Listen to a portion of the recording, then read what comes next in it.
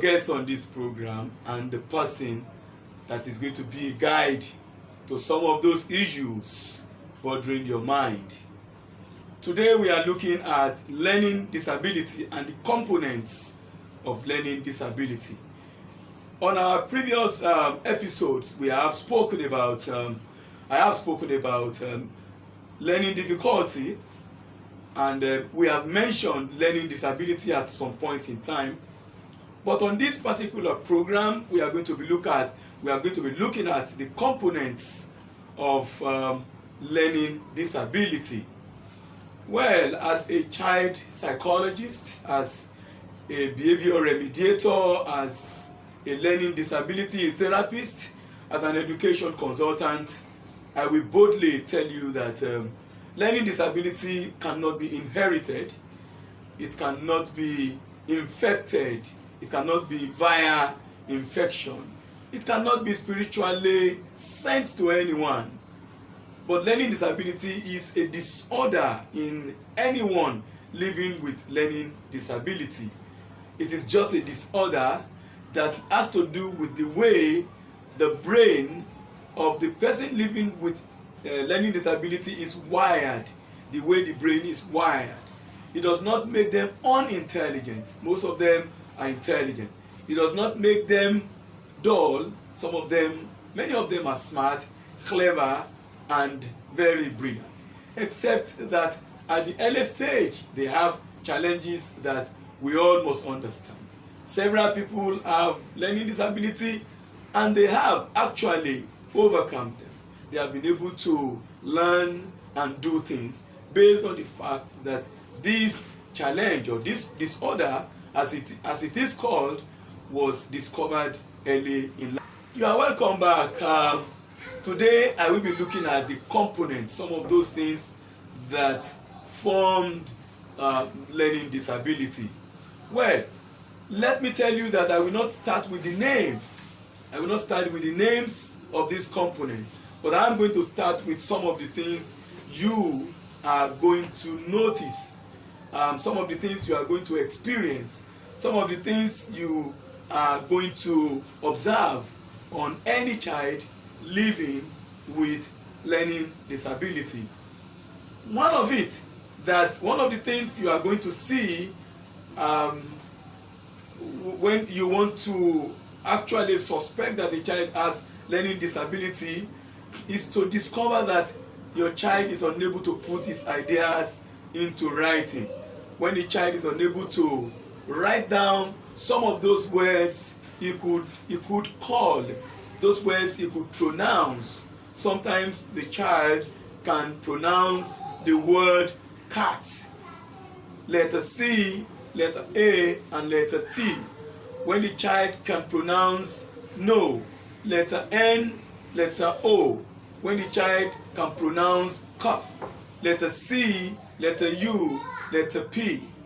When the child finds it difficult to actually write down what the teacher is dictating, or when the child is unable to write a word without turning them literally up down. When the child has to write M and the child writes it like W. When the child has to write U and the child letter U and the child writes it like letter N. When the child has to write NO and the child no, the word no, the child writes it instead of NO, the child writes it as ON. When the child has to write a word like was, WAS, and the child writes it as SAW, saw, instead of was, and things like this. In this case, you say the child has dyslexia. In this case, the child has dyslexia. The child has problem of phonology, unable to write down things that are dictated to him or her. In this case, you say the child has dyslexia. Dyslexia is is one of the learning disabilities that poses a lot of difficulties on anyone living with such disorder. All right, apart from this, there's also a case where the child has problems writing. When the child has problems writing, in most cases the child is unable to hold the pen very well.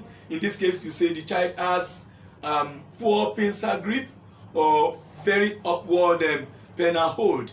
In this case, the child also has problems writing over a long time. Each time the child writes, you see the child telling you he has or she has pains on the hand. In this case, the child has an illegible handwriting. And when the child has problems like this, we say the child has dysgraphia. To a child that has dysgraphia, he or she does not like writing. He or she does not like writing. He or she detests anything that has to do with writing. But at some other point, the child is able to do fairly well or very well in some other areas. When a child has a problem like this, we say this child has a disorder called dysgraphia. Apart from this, there could be another problem. One of the other problems that the child could have is when the child is restless. When the child is restless in the classroom, on the playground, at places where the child is going to learn one thing or the other, you see the child paying attention to the sight and sound around. In most cases, you find the child paying attention to everything that goes on around him or her. When the pen drops, when somebody draws the chair, when somebody moves here and there, when somebody speaks, when anything hits the ground, the child pays attention to this sight and sound. And in doing that, the child is unable to pay attention to what goes on around him or her. In this case, we say the child has dysprasia. Dysprasia is a situation where the child cannot sit or pay attention over a long period of time. Well, beside this also is another one that gives the child a problem that has to do with numbers. When a child has problems with numbers, the child does not like anything that has to do with numbers, anything that has to do with addition, anything that has to do with subtraction, anything that has to do with numeracy, anything that has to do with figures, anything that has to do with calculation. The child finds it frustrating, the child finds it very disturbing, the child has detestation for it. The child does not like it in one bit, the child does not want to have anything to do with calculation. In this case, you say the child has dyscalculia. The child has dyscalculia. This is another problem, another one of such things that we call learning disability. Well, one of the problems too that a child may have is the one that allows the child to be completely restless. While others are learning, the child is jumping from everywhere. Anytime you see the child is always bolting. He's not going to walk calmly. The child is not going to do things gently. The child is never calm. The child is always running from one place to the other. He's either turning his head here and turning his head there. Whatever happens around him, he's going to see it. He's so restless that if he or she finds it difficult to hold a pen, he or she finds it difficult to write on the paper, he or she suffering from this type of learning disability has problems with being attentive, highly distracted. In this case, we say that the child has attention deficit hyperactivity disorder.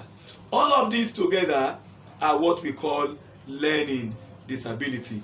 Well, when you notice any of these problems with your child, then it is time to call on the expert. The experts are not going to solve the problems solely.